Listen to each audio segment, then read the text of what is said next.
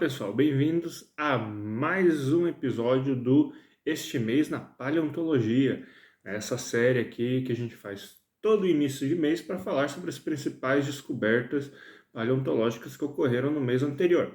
Então agora vocês estão vendo esse vídeo no dia 1º de julho, então eu estarei falando das principais descobertas da paleontologia que ocorreram no mês de junho. Obviamente não estarei falando de todas as descobertas paleontológicas desse mês, porque são dezenas, centenas que saem mensalmente, mas eu separei aí algumas mais interessantes para a gente comentar sobre, certo? Então, vamos lá.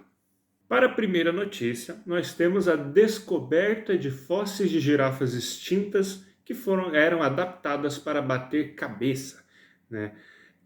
Esses animais que foram chamados aí de Discocaryx chiesi, não sei pronunciar o epíteto específico, sorry, mas está aí na tela para vocês verem.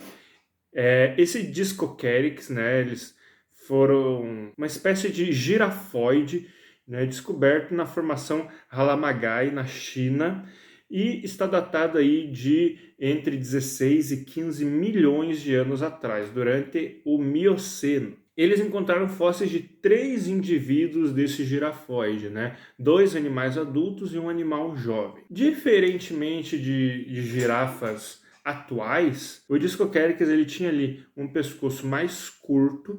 Com certeza ele era um animal que se alimentava de vegetação baixa ao invés de vegetação mais alta, como na copa das árvores.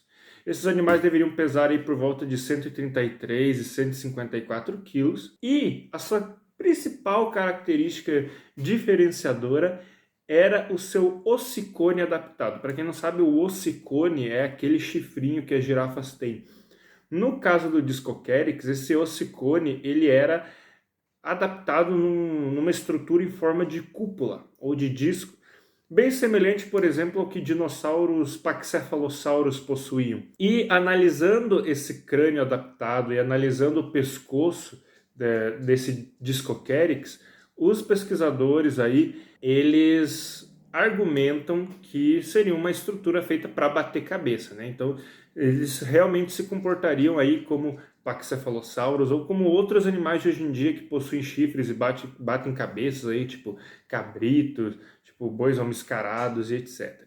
Então seria uma forma de combate intraespecífico. Nesse mesmo artigo, os autores eles ainda propõem uma teoria para a origem dos pescoços compridos em girafas. De acordo com os autores, né, esse Discocaryx, né, ele estaria na base da árvore evolutiva ali de girafoide. E de acordo com esses autores, animais como o Discocaryx utilizariam, né, a sua cabeça em combates intraespecíficos, né? Então, seja batendo cabeça, seja tendo outras formas aí de combate, mas que usariam o crânio nesse tipo de competição. Isso faria com que esses animais desenvolvessem pescoços mais fortes, né? A tendência evolutiva seria que eles desenvolvessem pescoços mais fortes, né? Os animais com os pescoços mais fortes seriam selecionados. E esses animais com pescoços mais fortes, esses pescoços iriam, ao longo do tempo, ficando maiores, né? Então, a evolução do pescoço comprido das girafas não estaria tão relacionado à questão de alimentação, num primeiro momento, né? De elas explorando novos nichos, mas estaria com essa questão de eles desenvolverem pescoços maiores e mais fortes. A partir desse momento, né, esses animais começariam a explorar novos nichos, né, que seria se alimentar da vegetação mais alta, se eles não teriam que competir com outros animais pastadores ali, como bovídeos ou cervídeos. Então, eles teriam outro tipo de pressão seletiva em cima desses animais. Então, eles teriam começado desenvolvendo pescoços maiores para o combate e mais tarde só é que esse pescoço se mostrou uma vantagem para eles obterem novas formas de alimento, no caso, se alimentar da vegetação mais alta, né? É uma teoria que eles propõem nesse artigo para a evolução do pescoço grande das girafas. Só que assim, essa descoberta da China ainda tem algumas críticas. Eu vi alguns paleontólogos na internet falando que talvez o Discocaryx não seja um girafoide, alguns argumentam que talvez eles tenha sido um tipo de bovídeo extinto, né? Então ainda tem uma certa discussão em relação a essa nova descoberta. Resta a gente aguardar aí novos artigos confirmando ou desmentindo esse artigo, né, ou fazendo as devidas alterações. É algo para a gente ficar de olho aí. Eu estava quase esquecendo de falar que esse artigo é do dia 3 de junho e foi escrito ali por Xi e colaboradores. A próxima notícia é um pré-print de... Então essa descoberta aqui ela foi realizada por um time de pesquisadores que inclui um brasileiro, né, o Rodrigo Figueroa, falando sobre um cérebro fossilizado de peixe do período Carbonífero. O que é antes de tudo, vamos falar aqui o que é um pré-print para quem não sabe, né? Um pré-print, ele é um artigo que não passou ainda pela revisão de pares, né? Então, todo artigo ele tem que passar por uma revisão de pares que vão encontrar erros na sua metodologia, encontrar erros no seu artigo, né? E pedir para você, pesquisador, né, corrigir esses erros ou informar dados que você não informou, esse tipo de coisa, né? Então, um pré-print é basicamente um artigo que não passou ainda pela revisão e pela construção final aí pela edição final aí do artigo, né? Então, é um tipo de artigo que, assim, a revisão por pares às vezes demora muito tempo. Então, alguns pesquisadores às vezes acabam soltando seus artigos como pré-print, para que outros pesquisadores e a comunidade no geral já possam discutir os achados desses pesquisadores antes que a versão final desse artigo saia, né? Às vezes isso acontece. Então, a gente tem que ter cuidado com artigos com pré-prints, né, justamente por causa disso, porque ele não passou por uma revisão de pares.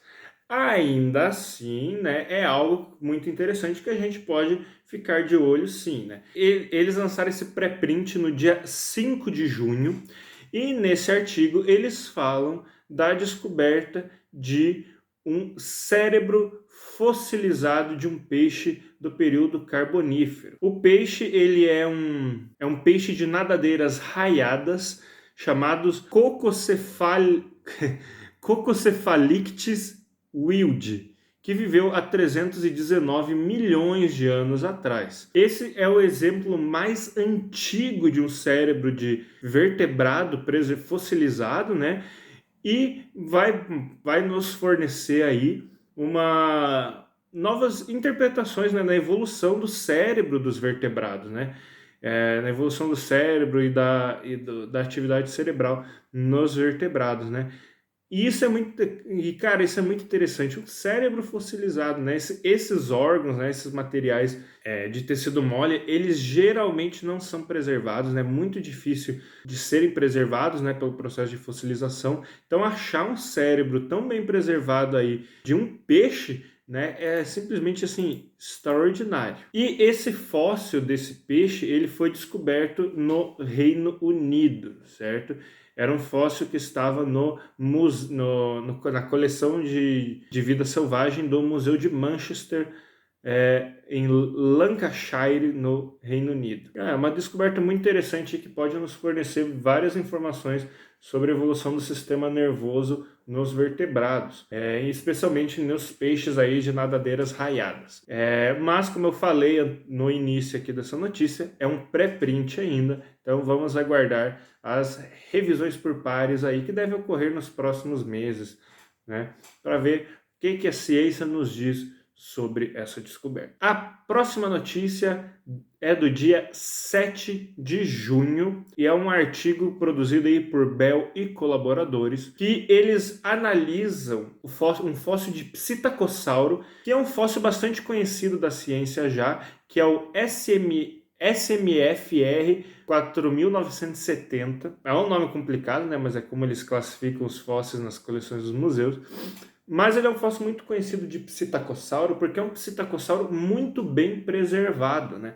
O psitacossauro, para quem não conhece, ele é um pequeno dinossauro herbívoro, um Ceratopsia basal, né, que viveu ali na China, na Mongólia, ali naquela região da Ásia, durante o período Cretáceo, né? Existem diversas espécies desse animal, diversos fósseis desse animal, mas esse SMFR 4970, ele é um dos mais bem preservados, se não mais bem preservado de Psittacossauro, e que nos oferece aí várias informações importantíssimas sobre como esse animal era em vida. Então, nesse fóssil, por exemplo, a gente já viu impressões de pele, a gente já viu penas, a gente já viu chifres de queratina, a gente já conseguiu analisar até a cor desse animal, inclusive a cloaca desse animal ficou bem preservada no fóssil, né? E agora, analisando esse fóssil, os pesquisadores encontraram uma nova coisa muito interessante, né, que esse indivíduo traz, que é um umbigo. Sim, você não ouviu errado, é um umbigo. Mas, Roberto, umbigos não são coisas só de mamíferos? Não, né? A gente lembra muito que umbigos são coisas de mamíferos porque a gente tem o cordão umbilical lá dentro do útero da mãe, né? Isso em mamíferos placentários, né? Mas animais que nascem de ovos também podem ter umbigo, né? Um tipo de cicatriz umbilical. Cobras têm, lagartos têm, crocodilos, aves, todos esses animais que nascem de ovos também podem ter cicatrizes umbilicais. Só que daí é em relação ao saco vitelínico, né? Que fica preso ali, nutrindo, preso, né, no abdômen do embrião, nutrindo ele enquanto ele se desenvolve dentro do ovo. Na maioria dos répteis e das aves, essa estrutura ela desaparece conforme o animal cresce, né? Mas em alguns ela permanece. E no caso aqui, eles descrevem essa mesma estrutura nesse dinossauro. Vocês devem ter visto imagens aí desse umbiguinho de dinossauro, né? E, cara, muito interessante aí. Esse fóssil, ele tem muito a oferecer ainda. Ele já nos ofereceu muito para a gente entender aí sobre a evolução dos dinossauros, né? Sobre como eles se pareciam, principalmente esse grupo dos psittacossauros. E será que ele ainda tem mais segredos reservados aí dentro? Vamos ter que esperar. É só uma pena que esse fóssil ele não esteja no lugar onde ele deveria estar. O SMFR 4970 ele está atualmente, né, no Museu Natural Museu de História Natural de Frankfurt, na Alemanha. E esse é um fóssil que foi descoberto na China, só que foi vendido a colecionadores particulares e então acabou no museu, né? Então ele foi retirado de forma ilegal da China. E até hoje o fóssil não foi devolvido, apesar de vários pedidos aí para que o fóssil fosse repatriado para a China, ele não foi devolvido até hoje. Então, é importante aí que esse fóssil volte para a China, volte para sua terra natal. Tem toda uma discussão sobre repatriamento de fósseis, mas é algo super importante, né, para a gente combater o colonialismo científico, né? Então, é importante aí que esse fóssil retorne para a China o quanto antes. E não só esse, mas todos os fósseis de dinossauros que estão na Alemanha, que pertencem a outros países e que foram retirados em situações, no mínimo, estranhas, para não dizer outras palavras, certo? E sim, eu estou me referindo ao fóssil do Ubirajara. E outros tantos fósseis que são mantidos ilegalmente aí em museus do norte global, né? Não só do Brasil, mas de outros países que foram saqueados aí por esses colonizadores, beleza? Então, Ubirajara belongs to BR. O próximo fóssil é o primeiro registro de um ovo de dinossauro dentro do outro do registro fóssil. Essa descoberta, então, foi publicada no dia 7 de junho. É uma descoberta de Diman e colaboradores, né, que são pesquisadores indianos. Esse fóssil foi descoberto na Índia. E ele é o primeiro fóssil de um chamado ovum in ovo. É um nome extremamente explicativo. Não sei se vocês já viram, aí pela internet tem um monte de casos, né? De pessoas que compram uma caixa de ovos de galinha, vão abrir o ovo e encontram um ovo dentro do ovo, tipo um Kinder Ovo de ovo, um ovo Inception. Né? Existem essa característica. Isso é uma condição que acontece aí em vários animais que colocam ovos, né? Em tartarugas, lagartos, crocodilos, em várias aves, né? Isso ocorre, que é uma patologia. Então, o que acontece, né? A galinha vai... Eu vou usar aqui uma galinha como exemplo, né? A galinha produz lá um óvulo no oviduto e lança esse óvulo, né? Esse óvulo vai se transformar em um ovo, né, enquanto está passando ali pelo oviduto, né, até ele sair, antes dele sair pela cloaca, ele vai ter se transformado num ovo. O que acontece? Em geral, né, as aves fazem isso um por vez, né? Então vai sair um óvulo do oviduto, vai se transformar num ovo, ela vai botar esse ovo. Às vezes, porém, acontece de, por um fator de estresse, por alguma doença, esse animal produzir aí 2 óvulos, né? Então vai sair um óvulo e antes desse óvulo deixar o oviduto, já vai lançar outro óvulo. Esses 2 óvulos, eles vão se fundir e o que ia se tornar um ovo, né, separados, né, se torna um ovo dentro do ovo, né? Os dois óvulos, os 2 oócitos, né, eles se fundem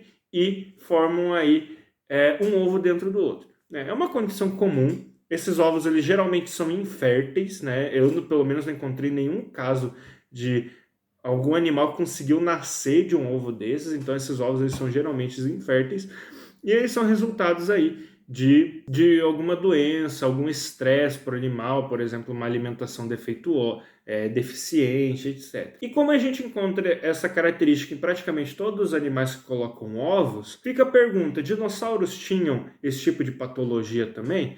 Aparentemente sim, né? Essa pesquisa desse fóssil indiano mostra isso. Então, eles encontraram na formação Lameta, né, no centro-oeste da Índia, um ninho de titanossauros, que são aqueles dinossauros saurópodes, né? Um ninho com 11 ovos preservados, né, preservando a casca e as impressões desses ovos. E um desses ovos é justamente esse ovo mal formado aí, que tem 2 cascas, né? Você consegue ver ali no fóssil nitidamente as 2 cascas, uma dentro da outra, né? É uma descoberta muito interessante sobre patologias de dinossauros. Eu adoraria fazer um vídeo só sobre patologias de animais fósseis, né? Talvez no futuro eu faça. E, cara, muito curioso que um negócio desse tenha sido preservado aí no registro fóssil. Adorei. A próxima notícia foi publicada no dia 9 de junho e é uma descoberta feita por Barker e colaboradores, onde eles descrevem o maior dinossauro carnívoro da Europa até o momento. Os fósseis, eles foram descobertos ali na formação Vectis, na ilha de Wight, que fica no Reino Unido, e datam ali da idade barremiana do Cretáceo Inferior, ali por volta de 129 e 121 milhões de anos atrás. E assim, são só uns cacarecos de osso, é um fóssil muito, muito fragmentado, ele só tem alguns fragmentos desse animal. Esse animal, ele não foi nomeado, ele não tem um nome, não foi descrito oficialmente, mas os fósseis já foram registrados, né? Esses fósseis pertenciam a um dinossauro espinosaurídeo, né? Então vocês devem conhecer ali animais desse grupo, como por exemplo o próprio espinossauro, o Irritator, que é brasileiro, o Baryonyx, né? Eles são todos espinosaurídeos. Esse animal também seria um espinosaurídeo ali da ilha de Wight. E de acordo com a análise desses ossos e comparação com outros animais ali do mesmo grupo, esse dinossauro ele deveria passar dos 10 metros de comprimento, o que faria dele o maior dinossauro carnívoro já descoberto na Europa. Durante boa parte da era dos dinossauros, a Europa ela foi, principalmente ali durante o período Cretáceo, né? A Europa ela foi não era bem um continente, elas eram várias ilhas que estavam imersas, né? Porque boa parte do continente europeu estava debaixo d'água.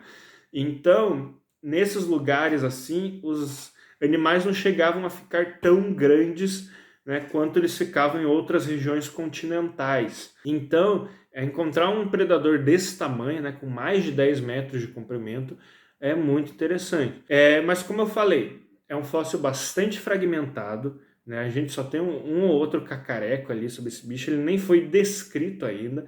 Então são necessários novos fósseis, né, para poder aí se construir um perfil considerável desse novo dinossauro europeu e confirmar aí se essa estimativa de tamanho de mais de 10 metros de comprimento, ela faz sentido, né? Se ela é realista ou não, certo? Então, aguardemos novos fósseis aí da ilha de Wight. O próximo artigo também é um artigo de um pesquisador brasileiro, de uma pesquisadora brasileira, na verdade, que é a Herculano Hölzel, não sei, desculpe se eu estiver pronunciando seu nome errado. É um artigo que ela também lançou como pré-print, né? Então aqui a gente tem que ter cuidado aqui, é um pré-print, ainda não passou pela revisão de pares, né? Mas é um artigo deveras interessante que foi publicado no dia 26 de junho, que fala sobre a inteligência de dinossauros e outros animais pré-históricos, né? Então, a Herculano Rosel aqui, ela faz uma análise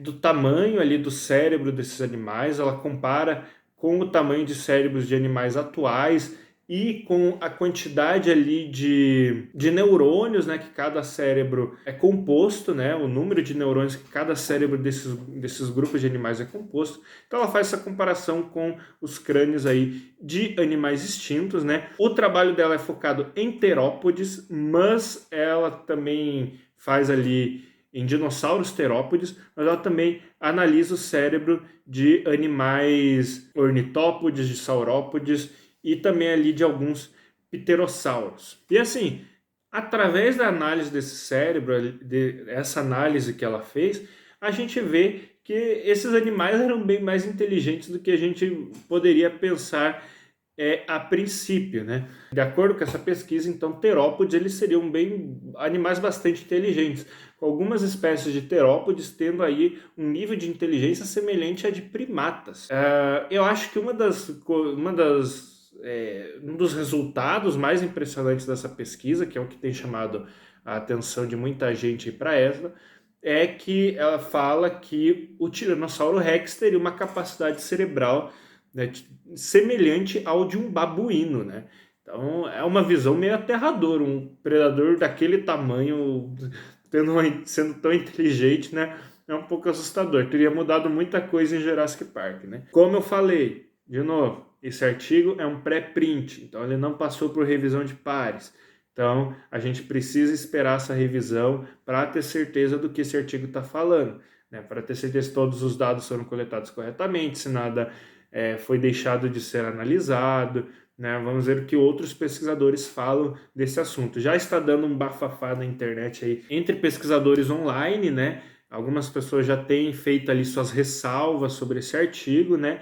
Mas é um artigo interessante aí para a gente ler e tal. Mas eu quero ficar de olho porque eu realmente quero saber o que a comunidade científica pensa dessa descoberta e se os dinossauros aí eles eram tão inteligentes assim quanto esse artigo deixa transparecer, certo? Então aguardemos novas informações. O próximo artigo, também de um brasileiro, é sobre a alimentação de preguiças gigantes. É uma descoberta feita, um artigo publicado aí pelo nosso querido Mário Dantas e a Dayana Santos. O Mário Dantas, para quem não conhece, ele tem um canal no YouTube também que fala sobre paleontologia, que é o Paleotube. Eu vou deixar aí o link na descrição do vídeo. Mas nesse artigo, então, eles fazem uma análise da alimentação de 9 espécies de preguiças gigantes aqui do Brasil. Eles fazem uma análise de vários pontos, né, que é a análise isotópica, né, para ver quais os isótopos, né, encontrados no corpo dos animais, né, para ver o que eles comiam.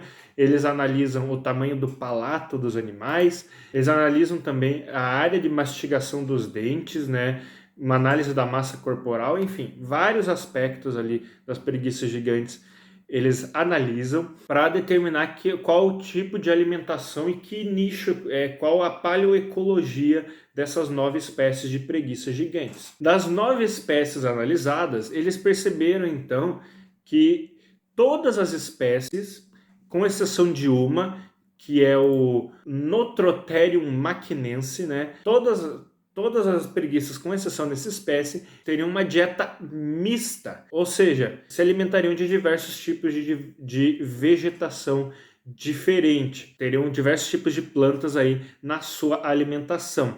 Enquanto esse Notrotherium maquinense, né, ela seria uma espécie mais especialista, era mais podadora, então ela selecionava mais o tipo a parte da planta que ela se alimentaria. Outra característica que eles encontram nesse artigo, né, dessa pesquisa, é que essas mesmas preguiças aí que tinham uma alimentação mais generalista, assim, de vegetação, elas possuíam uma alta capacidade de processamento alimentar, ou seja, elas tinham um metabolismo corporal muito similar a outros animais do mesmo tamanho. Então a gente tende a imaginar as preguiças gigantes, às vezes, como realmente só uma preguiça grande, né? E as preguiças, elas têm um metabolismo muito reduzido, né? Elas são, por isso que elas são tão lentinhas, né?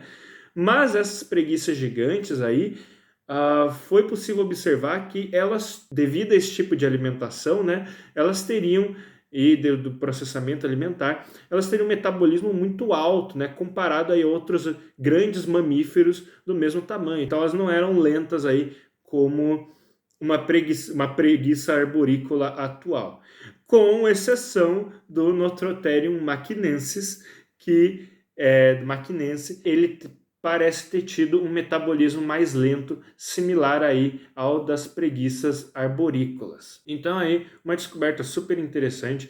Esse artigo e todos os outros artigos que eu estou citando aqui vão estar na descrição do vídeo. Eu estou fazendo só um resumão mesmo. Eu recomendo que vocês, depois, se vocês se interessarem, entrem nos links que eu vou deixar aí na descrição do vídeo, para vocês se inteirarem mais sobre essas informações, tá ligado? Mais uma descoberta muito legal do Mário Dantas e da Dayana Santos. Parabéns aí para os pesquisadores. E a última notícia paleontológica mais interessante assim que eu queria trazer para vocês é a descoberta de que tubarões extintos se alimentavam dos melões de baleias extintas. Mas melões, Alberto? É tubarão herbívoro agora? Não. É, então, muitas espécies de baleias, né, de cetáceos no geral, elas possuem ali o chamado melão, né, que é aquela parte da frente da cabeça das baleias que é rica em gorduras, né, rica em lipídios, e que ajuda elas a se comunicarem, a se realizar aí sua ecolocalização.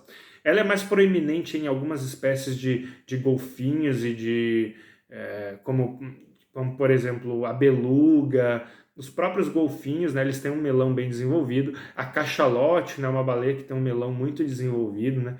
Não me pergunte porque o nome é melão, eu não sei. Eu perguntei pro Gabu também, o Gabu não sabia. Inclusive, Gabu me ajudou um pouco a entender aí essa questão dos melões, né? Gabu do Cachalote Peregrino, lá um perfil de divulgação no Twitter que fala sobre cetáceos. Vão lá seguir o perfil do cara, ele fala, sabe o que está falando, o trabalho dele é muito legal. Se quiserem aprender mais sobre golfinhos e baleias, vão lá. Mas enfim, então, esse artigo então foi publicado dia 29 de junho de 2022. Ele é uma análise de diversos crânios de cachalotes extintas, né, da formação Pisco no Peru, que é uma formação que data ali da época Miocena, né? E eles analisaram diversos crânios de cachalotes dessa formação e eles encontraram nesses crânios marcas de mordidas por tubarões. Só que essas marcas de mordidas, elas estavam num local próximo onde ficariam os melões desses animais. Então, o que os pesquisadores sugerem, né? No caso aqui, Benites Palomino e colaboradores, o que eles sugerem é que os tubarões da formação Pisco, eles aprenderam, pelo menos os tubarões que estavam presentes nessa formação, eles aprenderam que atacar ali os melões forneceria a eles uma fonte de gordura muito rica, né? Então, como eu falei ali, o melão ele possui ali muitos lipídios, né? Muita gordura dentro dessa estrutura, né? Então, para um predador que está se alimentando, uma estrutura com mais gordura, às vezes é mais vantajosa, né? Porque vai fornecer mais energia, né? Mais saborosa, etc.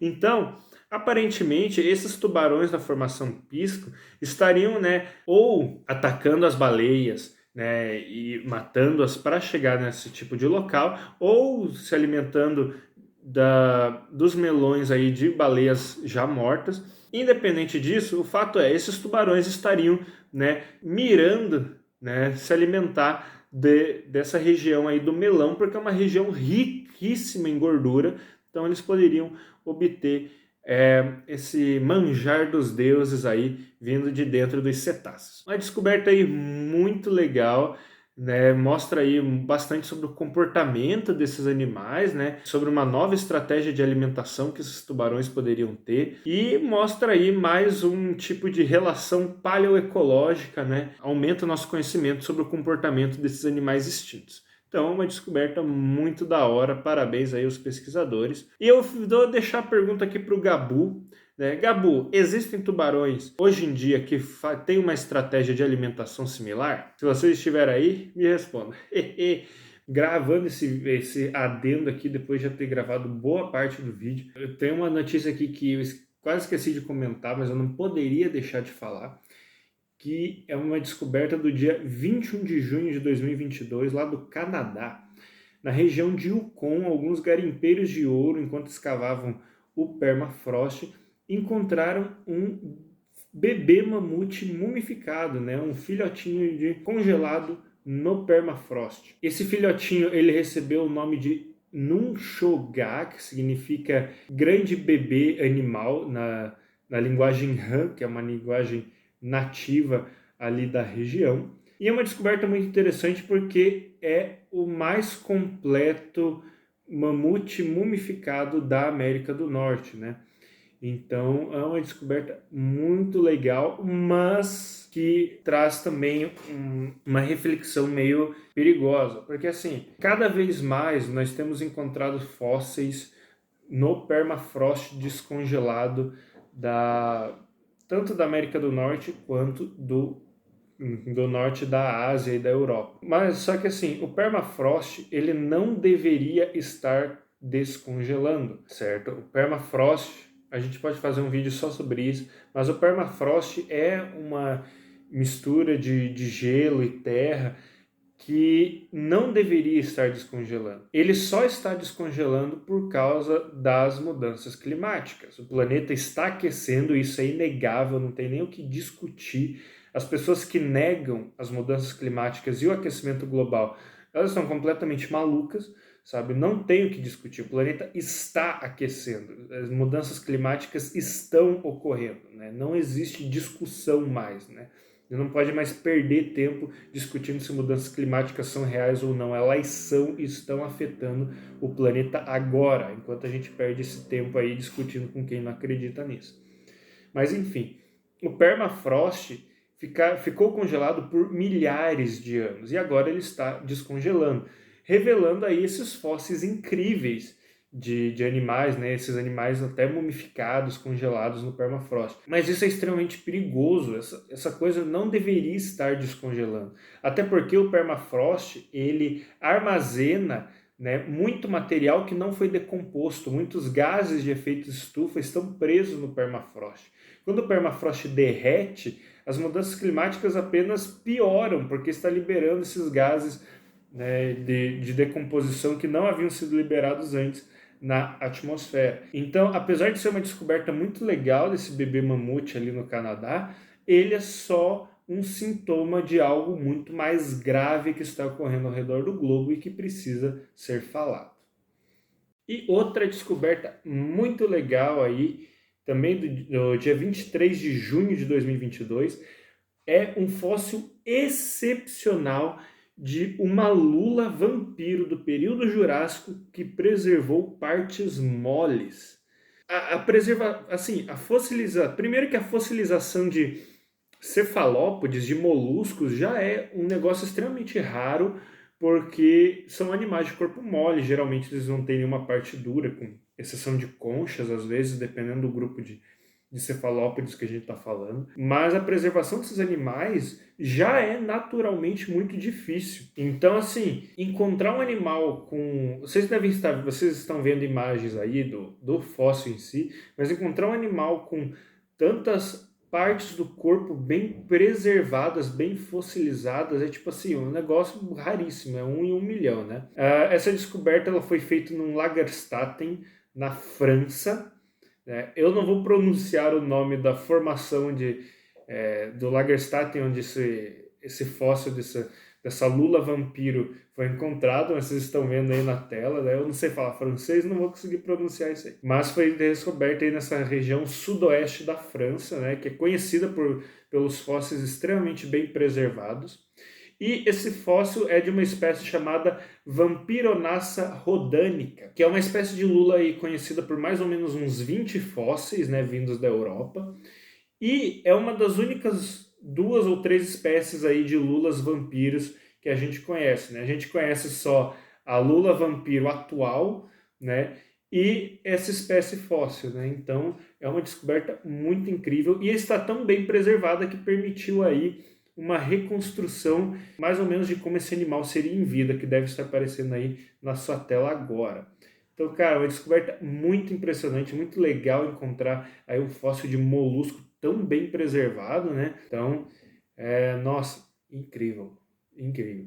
Vamos ver o que mais esse fóssil aí pode nos revelar sobre essas lulas, né? E sobre esses cefalópodes extintos no geral. Então esse foi o vídeo, né? Este mês na paleontologia, no mês de junho.